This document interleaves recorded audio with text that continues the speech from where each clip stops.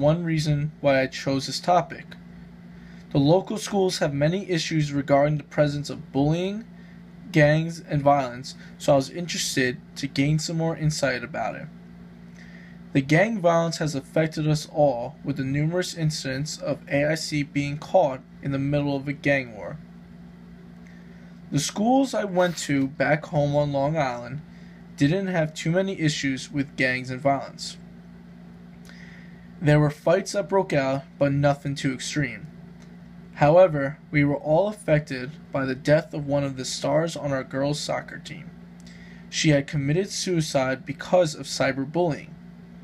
That tragedy really made me want to learn more about bullying and the impact it has on the victim itself. Another reason why I chose this topic is because my sister is a speech teacher in an urban school in the Bronx. The school has a lot of violence and gang activity. I too may end up working in New York City as a teacher, so it is important to have a deep understanding of the issues surrounding bullying, gangs, and violence, how to properly intervene in situations that may arise, the impact it has on student achievement, and what I can do to make the school I am working in a safer place and more conducive to learning. I had 7 sources for this research project. The first book I used was Classroom Discipline and Management by Clifford H. Edwards. This book gave some good information about bullying, gangs, and violence. It also had some good intervention strategies that could be used. The second book I used was Gangs, Trouble in the Streets by Marilyn Tower Oliver. Marilyn was a teacher in Los Angeles and worked in a school that was infested with gang members. Therefore, she has a lot of experience with dealing with gang members and being in an environment where gangs are present and where violence is present. Therefore, that's what inspired her to write this book. And what I liked about this book is that it really broke down what exactly gangs are. It also broke down the lore of gangs, like the reasons why people join gangs. And it also had some good intervention strategies of how to break the cycle of violence within a school district or a community. The next source I used was Victories Over Violence: The Quest for Safe Schools and Communities, written by Martin L. Mitchell and Larry K. Brentrow. I actually found this source through the AIC database on Academic Search Premier. This source really talked about the impact of mass school shootings, like the effect it has on schools, communities, individuals. It really talks about how someone gets to the point of being that violent. It talks about how peer victimization breeds violence, and it talks about the stages of a violent person, from before they commit the act of violence to after they do it. The next source I used was a book titled Kids Killing Kids: Managing Violence and Gangs in Schools. It was written by Thomas K. Capozzoli and R. Steve McVeigh. I wasn't able to get a hard copy of this book. However, I was able to get a good portion of the book online. I wasn't able to get all of it. However, what I was provided with was definitely adequate.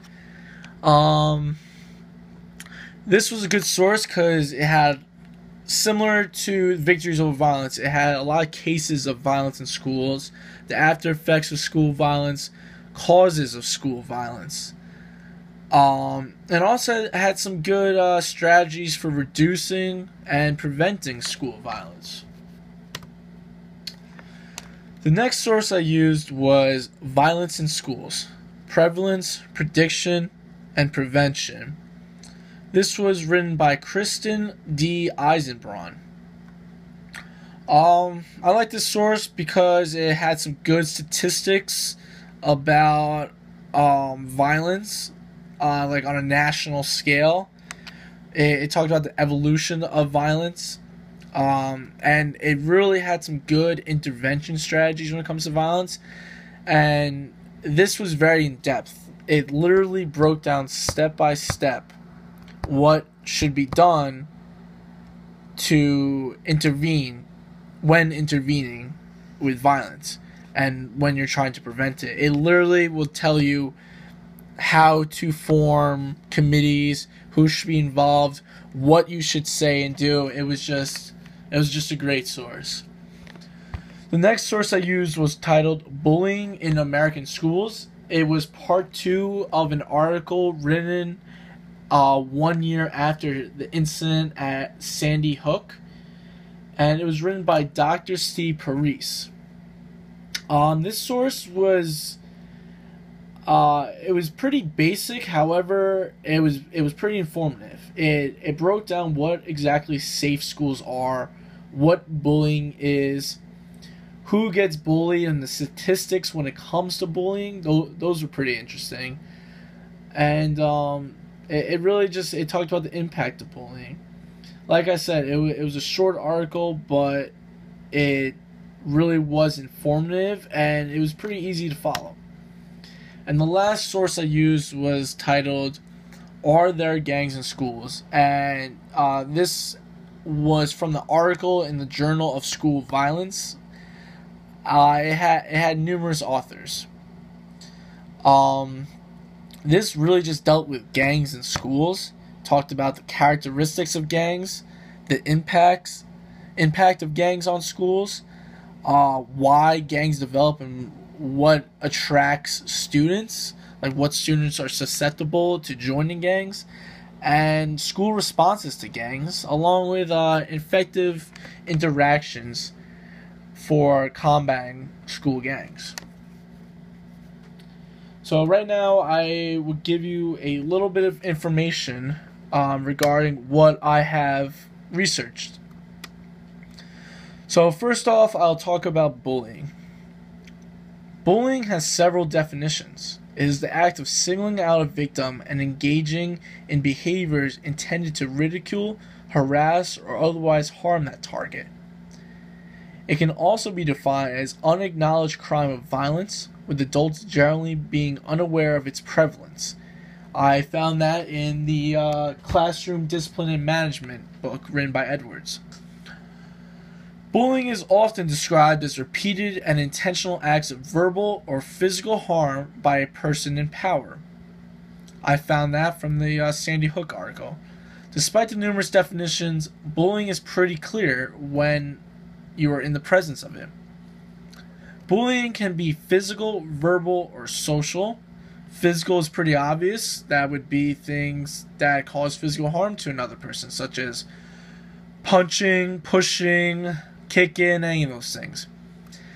Teasing, belittling, ridiculing would be known as verbal bullying. Quite simply, saying mean things to make someone feel bad is verbal bullying. And social bullying is something that usually takes place on the internet. It's basically cyberbullying. It is intended to embarrass or socially isolate the victim. Social bullying can also be called relational bullying. Victims of bullying are often left with physical harm, emotional distress, and social embarrassment. The bully themselves is often left with feelings of prestige among their peers or power over their victim.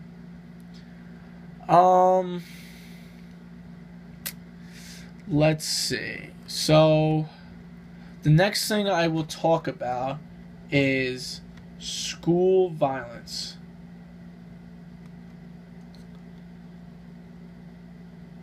School violence is, one moment here. School violence can be defined as any act of intimidation, threats, harassment, robbery, vandalism, Physical assault such as fights, with or without a weapon, or murder that happens on school grounds or buses going to and from school. Now, there's a statistic that I found in the book Kids Killing Kids that was very surprising. In the years 1996 and 1997, there are about 190,000 incidents of physical attacks or fights without a weapon, and about 11,000 incidents of physical attacks or fights where a weapon was used. In the United States, there's over 100,000 children carrying weapons to school, and 40 children are killed or injured by guns, according to the United States Department of Justice. I also found, which was very important, regarding urban schools, that the rate of urban students being killed on or near campus is 9 times higher than in small towns or rural communities.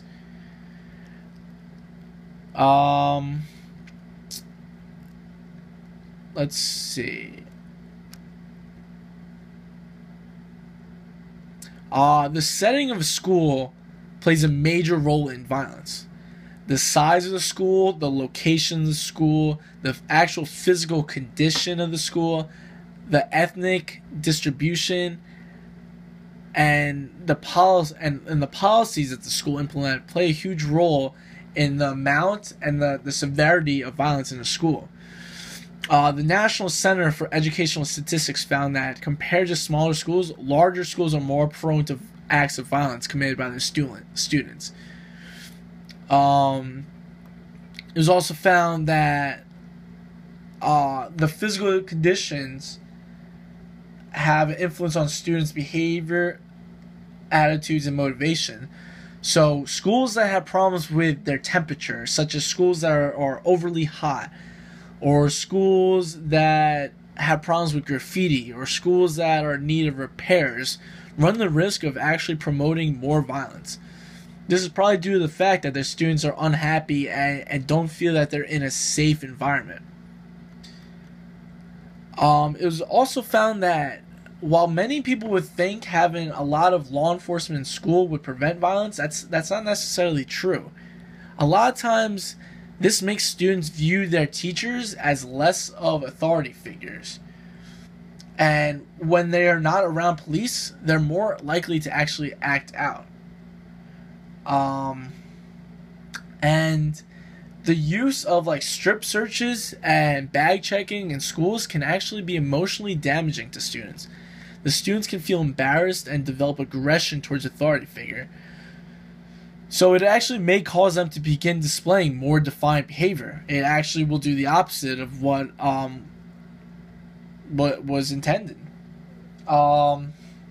Next thing the next and last thing I'm going to talk about here are gangs. Gangs are groups that are motivated by violence and illegal activities that range from defacing property and fighting to drug and weapon trafficking to murder. One definition states that gangs must meet 3 criteria.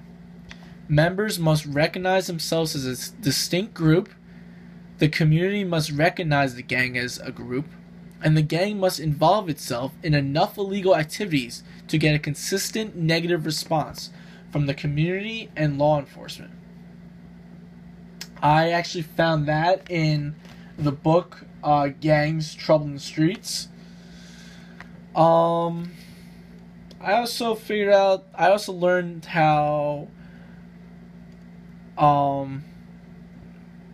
gangs attract people. Gangs are able to attract people that usually don't do too well in school.